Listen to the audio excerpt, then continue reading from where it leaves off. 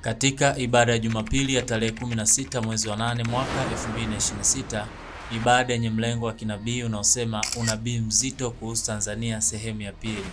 Mpako mafuta wa Bwana MWB James Onea alitoa unabii mzito kuhusiana na mbunge wa Arusha mjini Mheshimiwa Paul Makonda, na haya ndiyo yalikuwa maneno yake. Nikiwaambia kwamba I was taken in the spirit, nikaenda Ikulu. Amen. Nikiwa Ikulu nikaona ka TV dogo hivi tu. Amen. Alafu nikaona tangazo linatoka mule ndani. Nikasikia sauti inasema, kwenye mustakabali wa maliziano ya kitaifa tunahitaji mwakilishi wa vijana.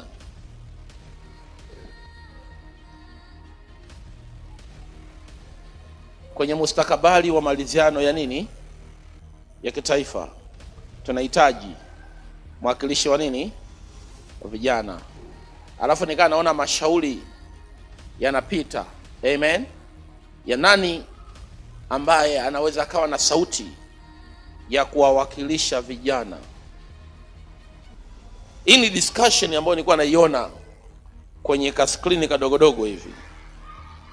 Amen. So kukaa kuna majina tofauti tofauti, tumtume huyu, tumtume huyu, tumtume huyu. Baada nikaona jina la mtu fulani Paulo limekuwa zoomed hivi Makonda. Amen.